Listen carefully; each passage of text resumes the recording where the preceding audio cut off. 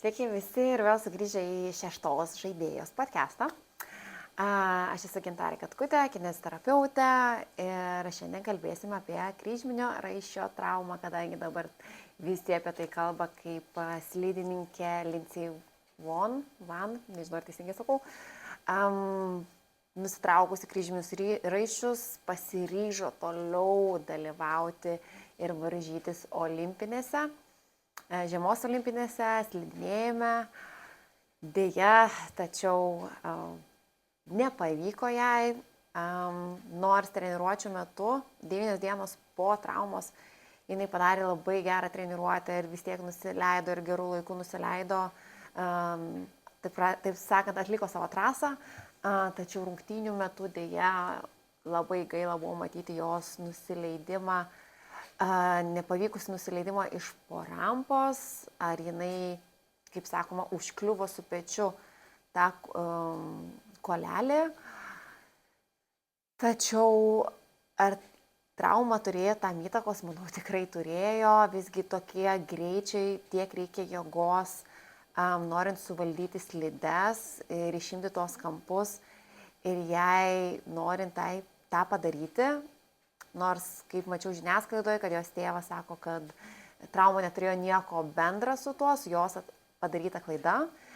Tačiau manau, kad tai turėjo labai didelę įtaką, žiūrint į video visus, kaip jinai stengiasi saugoti tikrai tą kairę koją nuo pilno savo svorio taško ant tos kojos. Taip pat žiūrint video jos nusileidimus, tai tikrai galėjo turėti įtakos. Ar mes galime tai 100% patvirtinti? Tikriausiai niekas to negali padaryti. Tai šiandien tiesiog pakalbėsiu daugiau apie tai, nes taip pat daug kalbų girdėjau ir iš visokių podcastų, krepšinio podcastų apie Roko Jokubaičio traumą, kad jis čia grįž vos ne į sezono galą, kas net nebūtų 9 mėnesiai po atsitikusios traumos, jeigu gerai skaičiuoju. Tai daugiau tiesiog paliesim apie kryžminio raiščio traumas, kas tai yra, kaip tai atsitinka ir kokia visgi ta reabilitacija. Būtent koks yra dažnumas kryžminio raiščio traumos, jinai atsitinka gan dažnai, bet atsitinka, kaip girdėjau šiaip per podcastus, kad, pavyzdžiui, būtent kalbant apie Roko Jokubaitį, tai buvo kontaktinė trauma, tai buvo pastumimas ir panašiai. Kryžminio raiščio traumos kontakto nereikia ir dažniausiai apie 70-80% traumų atsitinka nekontakto metu. Tai nereikia jokio ekstra pastumimo. Kartais net kai kurie tyrimai rodo, kad užtenka žmogui tiesiog stovėti, kad ir metras nuo žmogaus. Esmė, kad kontaktas nėra būtinas tam atsitikti. Dažniausiai tos traumos visgi atsitinka, kai yra stabdoma labai greitai, tai yra parbėga žaidėjas, dėkim visų greičių ir staigiai bando stabdyti. Ir tada atsitinka tas vadinamasis knee valgus, kai kelias sueina į vidų, o pėda atsiranda kaip pasisukusi į išorę.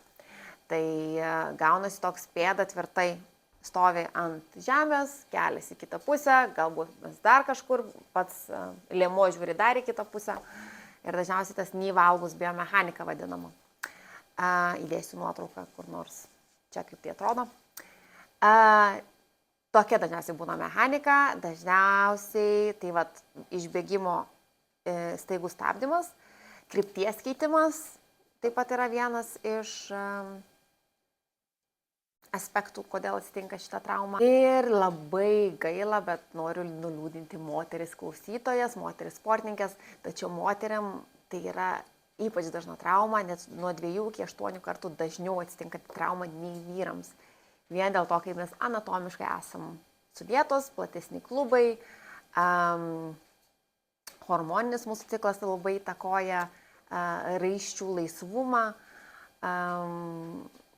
Ir tiesiog, kadangi klubai platesni, tas vadinamasis kampas valgus gaunasi netgi didesnis, dėl to tiesiog mes turim didesnę riziką patirti kryžminių raiščių traumą. Tai kas yra tas kryžminis priekinis raištis? Tai raištis, kuris yra kelyje ir jisai yra kaip stabilizatorius kelio. Ir tai neleidžia jisai blauzdikauliui, tai blauzdikaulis, judėti į priekį, šitaip ant šlaunikolio. Taip, tai yra mūsų stabilizatorius, tai vad, kad šitaip nebūtų judama. Būtent nuo blauzdikolio judėjimo į priekį. Ir vienas šitų testų, dažniausiai, ką jūs tikriausiai irgi galite matyti per kameras dažnai, kad yra daromas testas, tai paimamas blauzdikaulis ir judinamas tiesiog ant šlaunikolio. Įvairiose pozicijose patikrinama, ar yra laisvumas, ar nėra to laisvumo visgi.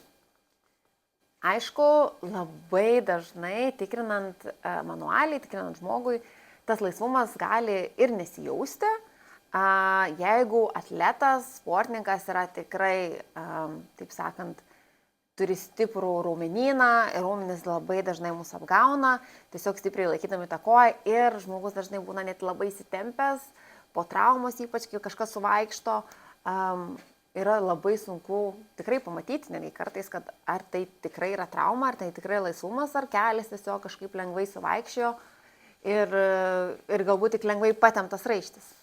Tai tam reikia labai daug įgūdžių, reikia labai daug žinių ir labai daug praktikos, kad tikrai gebėti pajusti tą laisvumą.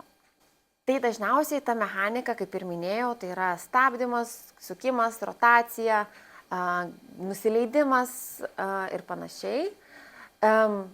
Dažniausiai iš to ženklo, kaip atsitiko trauma, galima jau nuspėti, kad tai bus kryžminio raiščio trauma. Vienas didžiausių ženklų, kad tai yra kryžminis raištis, tai yra poptelėjimas. Atletas, sportininkas vis laik. Pirmas klausimas yra, ar kažką girdėjai, ar girdėjai pop. Ir dažniausiai atsakymas yra taip. Tai poptelėjimas, skausmas, patinimas ir, žinoma, kelio nestabilumas.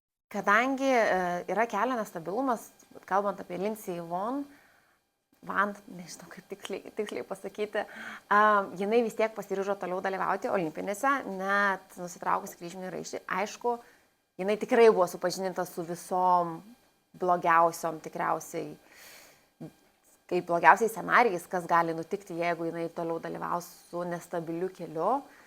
Tai yra toliau nusitraukti ir kitus raiščius, ir vidinius, ir išorinius, ir kolateralinius, ir meniską, ir galbūt netgi turėti kelio lūžį ar kremzlės tikrai didelius pažeidimus, nes kelias yra nestabilus, jis vaikščioja kaip jis nori, ypač pareinant su tokia jėga ir tokiu greičiu, kuris yra reikalavimas slidinėjime, taip. Ir kokios yra visgi atsitikus tai traumai, kokios yra tos išeitis. Taip, tai žinoma yra operacinis būdas, kas dažniausiai yra taikoma sportininkams, dažniausiai yra atliekama kuo greičiau, priklausomai nuo situacijos.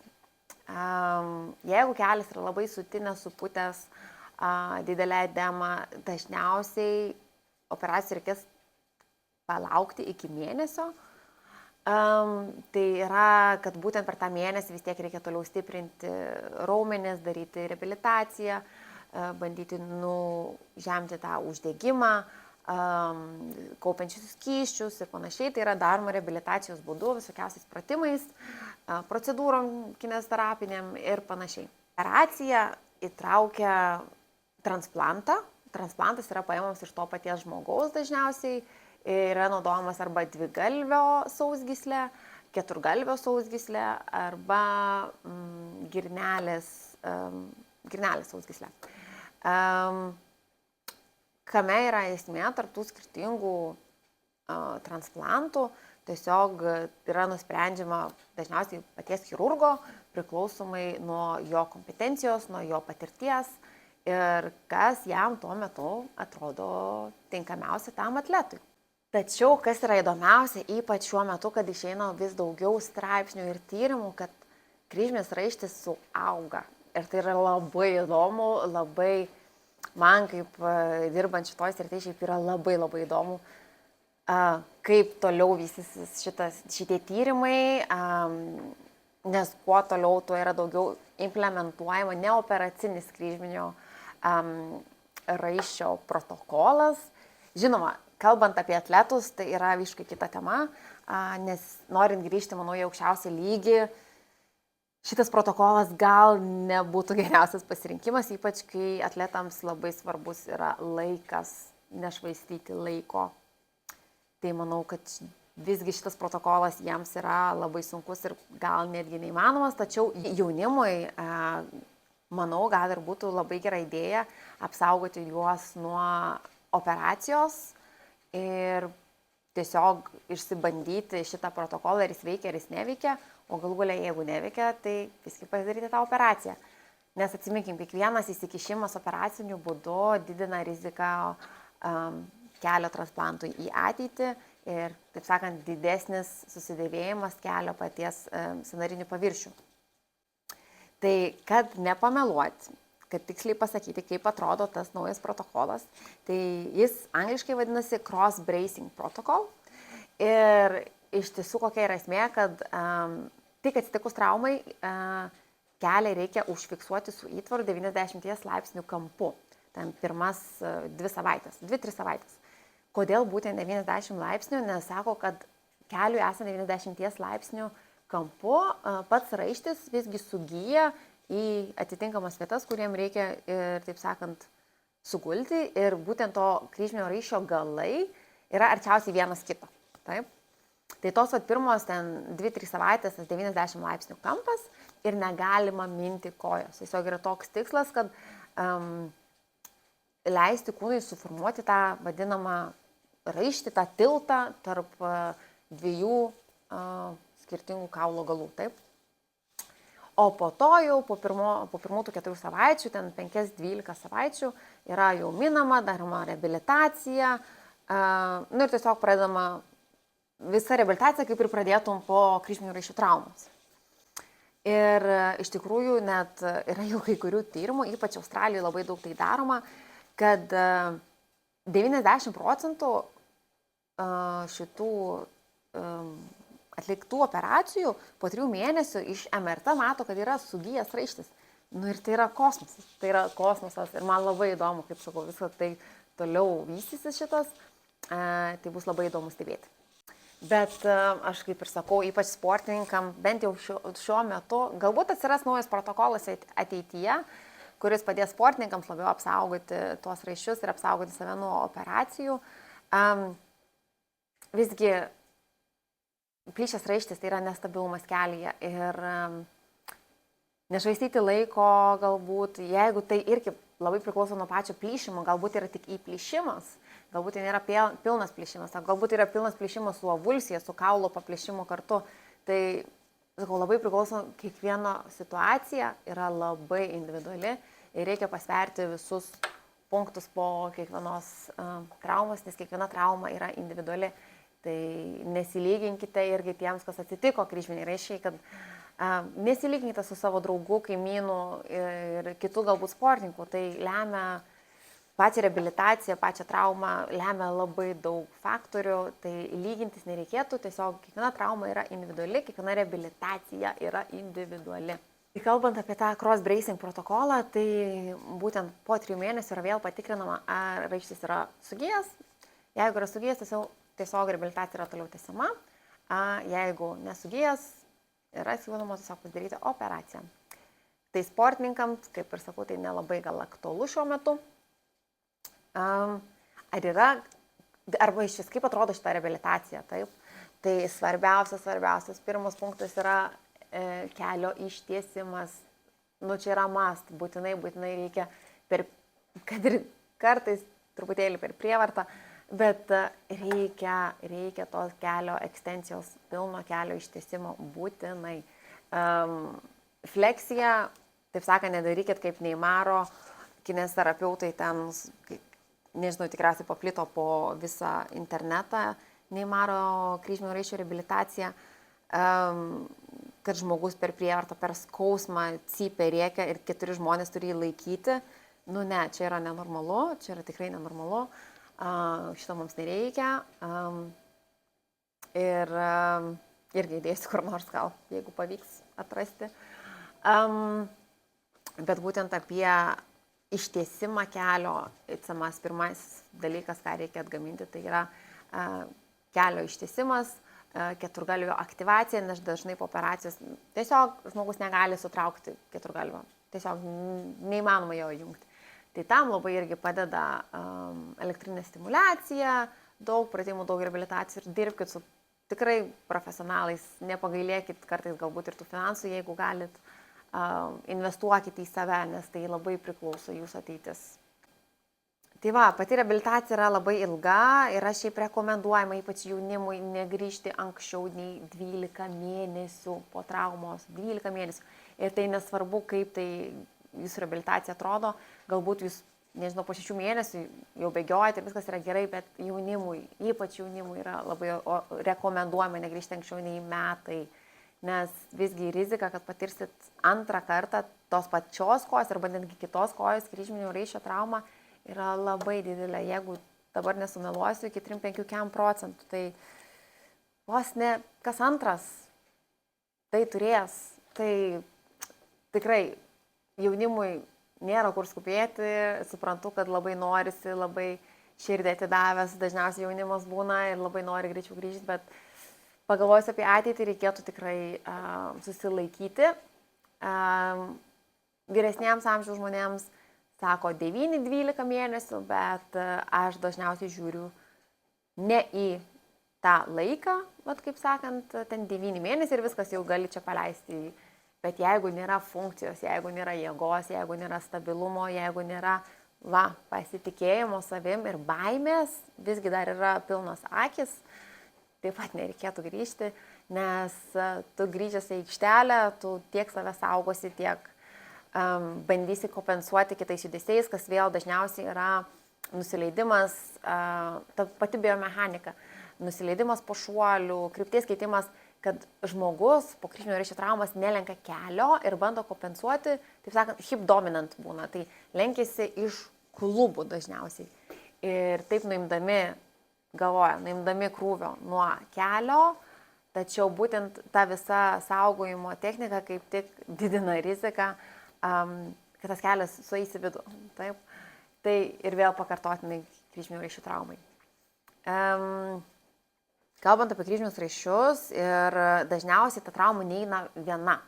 Dažniausiai su ja eina kartu ir menisko, vidinio menisko plyšimai ir kolateralinio vidinio raiščio trauma taip pat. Tai raištis, kuris yra šone kelio. Taip yra kelis ir yra šone, tai vidinėme. Tai dažniausiai eina tokia trijulė visą kartu. Izoliuotai taip būna šitos traumas, tačiau rečiau.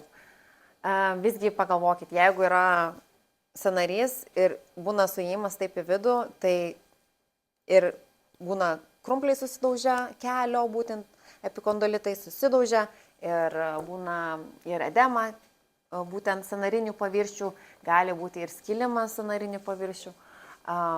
Vidinis raištis, kaip sakiau, ir vidinis menisko plyšimas.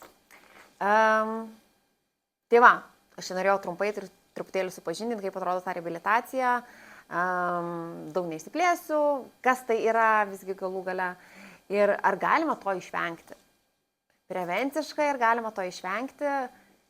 Tyrimai rodo, kad galima su, pavyzdžiui, FIFA 11+ protokolas, darant per apšilimus, darant namuose ir panašiai. Aišku, ne visada tai yra įmanoma, tai yra tokie, kaip sakykime, nelaimingi atsitikimai, nelaimingas kažkoks slystelėjimas, pakrypimas galbūt tikrai laikymas žaidėjo ar užkritimas kito žaidėjo ant tavo kojos. Tai visa tai yra tokie nelaimingi atsitikimai, bet būtent tom nekontaktiniam traumom tyrimai rodo, kad gali apsaugoti. Kaip ir sakiau, FIFA 11+, tai irgi įdėsiu į aprašymą, galėsit pasižiūrėti, kaip tai daryti. Ir, tai va, ir toliau tyrimai visgi vyksta, aišku, labai įdomus tyrimai, kuo toliau dabar irgi su AI, su dirbtiniu intelektu, visi video yra kaip rodomi AI-ui, dirbtiniam intelektui, DI, kaip sakyti, DI, ir jisai analizuoja žmogaus judesius, sportininko judesius ir bando nuspėti, ar jisai yra, kaip čia pasakyti, didesnėje rizikoje kritinių rūšių traumoje ar ne. Tiesiog pagal to žmogaus judėjimą aikštelėje. Tai manau, su dirbtiniu intelektu šitie tyrimai turėtų šauti viršų ir dirbtiniam intelektui pavyks nustatyti.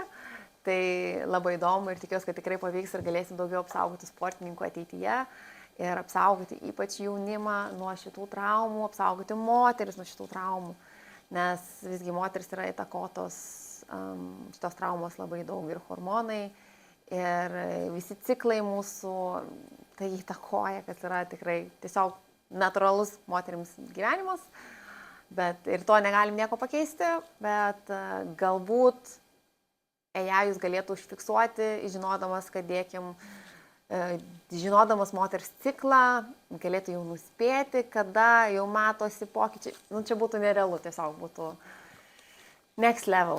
Tai va, tai tiek šiandien labai trumpai, kadangi irgi vaikas mano miega, tiek apie turiu to laiko. Tai jeigu turėsite klausimų, rašykit, išsiplėsiu galbūt daugiau kitam epizodui apie pačią reabilitaciją, jeigu įdomu. Ir tiek.